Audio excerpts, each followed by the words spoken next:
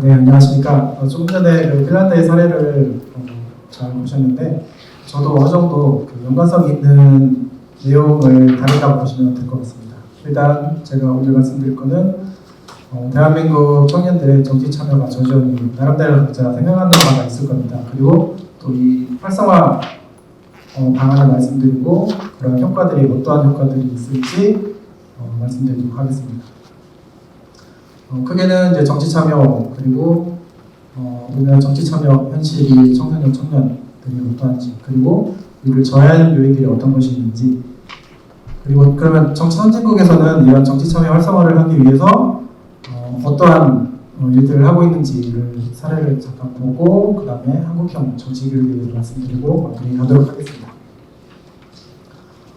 저는 오세붕이고요. 저는 한국과학기술원에서 공학 석사를 졸업하고 관련 연구를 20여 년 정도 하면서 공학도로 기여를 했었고 지금은 대한민국 국민이 행복하려면 어떤 정치과학적 해결 방안이 필요한가 그 해법을 연구하기 위해서 과학기술 그리고 미래전략 전문가로서 활동을 이어나가고 있습니다. 오늘 좀 보면은 제 자료가 너무 빽빽해서 눈이 좀 침침하시고 좀 피곤하실 수 있는데 지금 담겨있는 내용을 자료를 좀 보시면 훨씬 도움이 많이 될 것 같습니다. 오늘 제가 말씀드릴 것 중에는 크게 세 가지를 기억하시면 될 것 같습니다.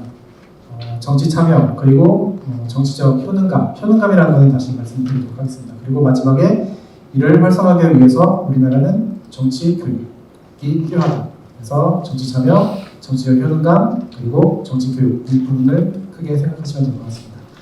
정치 참여라고 하면 다들 어느 정도 생각하고 계신 바가 있겠는데 국민이 정치적 활동이나 정책 결정 과정에 어떤 영향력을 미치고 있는 모든 활동이라고 보시면 될 것 같습니다. 우리가 가장 생각하기 쉬운 것은 투표이죠.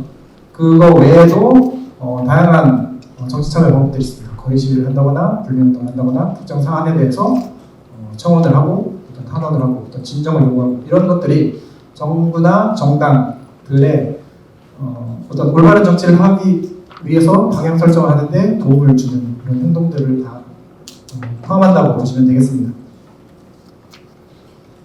청소년의 정치 참여는 거의 없다라고 보시면 되겠습니다. 왜 그러냐?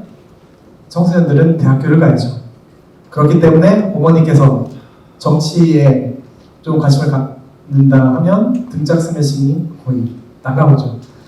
그러니까 우리는 대입이라는 그 어마무시한 그 과제를 해결하기 위해서 어떤 정치에 참여하는 것들은 아예 꿈에도 생각을 할 수가 없겠죠. 그렇다면 이런 청소년들의 정치에 대한 정보는 어디서 얻느냐? 물론 언론 매체부터 얻기도 하지만 대부분은 부모님, 친구, 온라인 유저들 어떤 정형화된 정보라기보다는 어찌 보면은 한쪽으로 편향된 정보를 받아들일 여지가 굉장히 많습니다. 그러면 편향된 정보로부터 편향된 정치적 견해가 형성될 것이고 그러면 정치 참여에서 어느 정도 한쪽으로 편향된 정치 참여 활동을 할 수밖에 없습니다. 그러면 우리 사회는 어떤 올바른 방향으로 나아가기 힘들겠죠. 그래서 이런 것들은 최종적으로는 정치 교육을 통해서 수정이나 이런 것들이 필요하다는 말씀을 드리고자 합니다. 청년 같은 경우는 인구에서는 좀 자료가 좀 잘 안 보이는데 한 35% 정도에 해당됩니다. 지금 제가 말씀드리고 있는 청년은 40세 미만이라고 보시면 되고요. 19세 이상 40세 미만이라고 보면 되는데 한 35%, 4% 정도에 해당되고 투표 의지도 점점점 증가되고 있습니다. 즉 청년은 정치에 참여하고 싶어 합니다. 하지만 정치에 참여하는 방법에 대해서 우리는 어디에서도 배워본 적이 없어요. 어떻게 하면 정치에 참여하게 되는지, 내 의견이 어떻게 정치에 반영이 되는지 그냥 주변에서 관심 있는 사람들이 모여서 그냥 정치 참여를 할 뿐이에요. 그렇기 때문에 어떤 결집된 정치적 의사표현이나 요구를 하지 못합니다. 그렇기 때문에 우리 밴드웨건 효과라고 좀 들어보셨을 겁니다. 어떤 그 정치 이벤트가 있으면 다른 사람들이 선택한 대로 나도 그냥 아빠가 선택하면 그냥 어머니가 말씀하시면 그냥 그 사람 그 후보에게 투표 이런 그 어떤 다른 사람 선택을 따라하는 그 정도 수준에서 먹는 경우가 굉장히 많습니다. 그러면 왜 이렇게 정치 참여가 좀 낮을까를 조금 더 살펴보게 되면 크게 4가지 정도를 볼 수 있겠습니다. 정치적 피로도라고 하는데 우리는 저마다의 정치적 에너지를 가지고 있습니다. 네, 5분밖에 안 남았다고 하네요. 자료는 20페이지인데 8페이지입니다, 지금. 네, 앞에 분들이 많이 사용하신 것 같지만, 네. 어쨌든 정치적 피로도, 에너지를 소모하면서 정치 활동에 참여하게 됩니다. 그러면 이 정치적인 이벤트, 우리는 대선, 총선, 그리고 지방선거, 이것들이 붙어 있게 되면은 에너지 소비한 거를 다시 충전하는 시간이 필요한데, 그게 이렇게 붙어 있을 때, 이건 이제 두 이벤트 간의 차이인데, 4개월 만에 총선이 일어났습니다. 그랬더니 46.1%의 투표율, 다른 때에 비해서 10% 정도 낮아졌습니다. 그리고 또 최근에 많이 얘기가 나왔던 대선과 지방선거가 3개월밖에 차이가 안 났습니다. 그랬더니 역시 또 10% 이상 정도 낮아졌죠. 그러면 투표율이 어느 세대가 가장 영향을 많이 받을까요? 우리 청년 세대들입니다. 높아졌을 때는 그 한 2배 정도 투표를 더 많이 하고, 낮아졌을 때는 2배 정도 더 낮아진 투표율을 반영했습니다. 즉 사회적인 투표 그 분위기에 많은 영향을 받는다는 거죠. 그리고 다른 사람이 투표한 후보에게 그냥 투표를 합니다. 오늘 말씀드릴 아주 중요한 게 정치적 현응감인데, 정치적 현응감이란 뭐냐면 개인이 어떤 정치 과정에 참여하면서 어떤 의견을 내지 않겠습니까? 이렇게 제도를 바꿔달라, 이런 정책을 개발해달라. 그러면 그 개발 정책이 실제로 정부나 정당에서 채택되어서 구현될 때 느끼는 성취감이라고 보시면 되겠습니다. 이거는 청년 정치를 이끄는 가장 핵심적인 요인이라고 보실 수 있습니다. 하지만 아시겠지만 청년 정치인은 4.3%밖에 안 됩니다. 40대에 비해서 청년 정치인들이 굉장히 적죠. 그리고 진입장벽도 굉장히 높습니다. 자금도 부족하고 어떤 조직을 구성할 어떤 능력도 부족합니다. 그리고 정당한 연령에도 우리나라는 제한이 있습니다. 다른 나라는 정치 선진국은 제한이 거의 없습니다.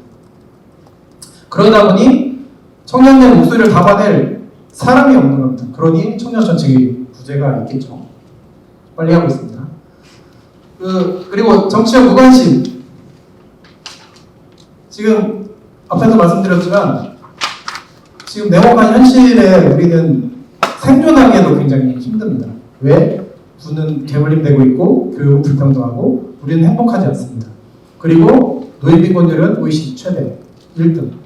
그리고 사망률 높고 일하지 않고 그냥 쉼을 선택하는 미투족이 급증하고 있습니다. 그리고 정치인들은 정치 참여가 높지 않기 때문에 그냥 단순히 지지층 결집을 위해서 정치와 혐오의 용어들을 이용해서 그냥 지지층 결집해서 난 투표만 받으면 돼. 반대하는 그 층들은 투표 포기해. 라는 이런 혐오의 그 용어들을 사용합니다. 그러면 가장 아까 어떤 세대가 투표에 영향을 많이 받는다고요? 청년들. 청년들은 혐오에 의해서 투표장에 가지 않습니다. 우리들은 정치인의 불만족에 대해 표현을 반대 투표를 한다거나 거리시기로 뛰쳐나가는 게 아니고 투표 포기하는 방식으로 내 의사를 표현하고 있다는 거예요. 이거는 잘못되었다는 거죠. 반대 투표를 한다거나 거리로 나가야 됩니다. 그러면 이 활성화되고 있는 정치 선진국은 독일과 덴마크가 있는데 사례를 조금 간단히 보도록 하겠습니다. 독일 같은 경우는 어떤 국가의 사명으로 생각할 정도로 정치 교육을 아주 정말 빡세게 시키고 있습니다. 청소년들이 스스로 결정한 방식으로 어떤 극단주의나 인종차별주의, 인간 혐오에 맞서도록 가르치고 있습니다. 즉 스스로 결정한 방식대로 그 보편적 가치를 추구하고, 그리고 이들의 목소리들은 어른들이 귀 기울여 줍니다. 그리고 정치인들도 반드시 코멘트를 하게 되어 있습니다. 그러니까 당연히 내 의견이 반영되고 있다는 효능감이 느껴지기 때문에 정치 참여가 활발해질 수밖에 없습니다. 그리고 이들은 상대방을 비방하고 비난하기보다 대화와 타협을 통해서 국위구선의 정치를 실현하고 있습니다.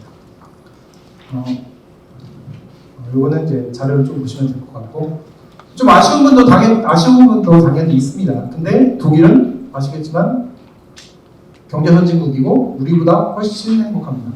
그러면 독일의 어떤 사례를 좀 따라봐야겠죠. 그리고 덴마크의 경우는 정치 참여가 훨씬 굉장히 활발하게 이루어지고 있습니다. 물론 우리나라보다 작고 규모도 인구도 굉장히 적습니다. 하지만 이들의 1인당 국민소득은 우리나라의 2배입니다. 그리고 보편적 복지가 활성화되어 있습니다. 대학생들한테 매달 100만 원씩 지급하고 있어요. 생활교육. 아, 그런가요? 감사합니다. 제가 자료 조사가 조금 부족했네요. 그리고 노인 빈곤율이 3%밖에 안 됩니다. 우리는 40.4%. 기업하기 좋은 나라. 물론 얘기만 들어도, 그리고 출산을 하면 1년 동안의 유급휴가를 주고요. 남편에게도 어느 정도의 휴가를 주고 있죠. 얘기만 들어도 참 행복하죠. 그 이유는 국가 경쟁력의 1등 공신이 정치라는 것입니다. 물론 정치 이벤트를 통해서 시민, 정치인, 그리고 정부가 자유롭게 토론하고 그 토론 결과는 정책적으로 반영을 합니다. 그러니까 정치적인 혜택을 얻고 있는 거죠. 그리고 높은 투표율이 있습니다. 90%에 해당되는 투표율이. 그러면 정치인들은 내가 국민들의 말을 들어야지만이, 그리고 국민들의 요구사항을 반영해야지만이 당선된다는 걸 알고 있습니다.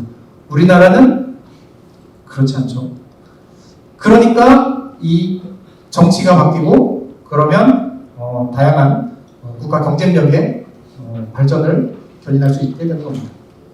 요거는 이제 정치 청년 정치인들이 부족하다는 것이고, 그래서 정치 참여 형태는 아주 거창한 게 별로 없습니다. 정치적 토론, 그리고 선거 참여, 서명운동, 구매나 브이콧 운동, 이런 것들, 내 의견을 정치인들이 들을 수 있게, 그리고 그게 반영될 수 있게 많이 참여하면 됩니다. 한국 정치 교육은, 이건 제가 생각한 것이긴 한데, 그 주체는 학교나 시민단체나 정당이 되어야 될 것이며, 그 교육적 내용으로는 독일의 이런 혐오차별이나 선동과 분별, 그 저항권 교육, 그리고 가장 중요한 것이 어떤 우리가 한국 사회가 갖고 있는 논쟁적인 이슈들 있잖아요. 딱 얘기만 들어도 아마 눈살이 찌푸려지고 그러실 겁니다. 친일파, 좌파, 이런 얘기를 듣게 되면 야, 그런 얘기 하지 마, 싸워. 아니요, 우리는 한 번도 사회의 치유를 받아본 적이 있습니다. 이 문제를 해결하려고 노력해본 적이 없어요. 그냥 비난하고 비방하고 너 나쁜 놈, 너 나쁜 놈, 난 좋은 놈, 막 이렇게 그냥 선을 긋는다고요. 하지만 우리는 이 이슈에 대해서 언젠가는 치유를 해야 되고 해결을 해야 됩니다. 이걸 공개된 토론장에서 해결하면서 우리는 한 단계 더 도약을 할 필요가 있습니다. 자료는 아주 훌륭한 자료가 갖고 있기 때문에 더 참고해 주시면 될 것 같고요. 우리는 정치를 참여하지 않게 되면 어떤 대가를 치러야 되냐? 가장 저질스러운 인간에게 지배를 당하게 됩니다. 마틴 루터 킹은 악한 자의 아우성보다 착한 자의 침묵이 더 무섭다고 했습니다. 시간이 늘어났네요. 네. 그래서 우리들은 정치 참여를 해야 합니다. 그럼 정치 참여는 어떻게 하느냐? 물론 아까 말씀드린 것처럼 그렇게 거창한 것이 없습니다. 내 의견을 표현하고 어떤 시민 그 참여를 많이 하고, 그리고 정책적으로는 어떤 제안을 하고, 그런 것들은 누가 하느냐? 지금 바로 여기 계신 나 스스로가 해야 되는 겁니다. 내가 조금 더 적극적으로 해야, 그래야 그 의견을 정치인이 받아들이고, 그 정치인들은 국민을 무서워하고, 그리고 국민을 위하는 정치를 하게 되는 것입니다. 즉 바로 여기 계신 분, 그리고 나의 지인들이 새로운 대한민국을 만들어 나갈 수 있습니다. 우리 모두 내년 총선 꼭 투표하시기 바랍니다. 감사합니다.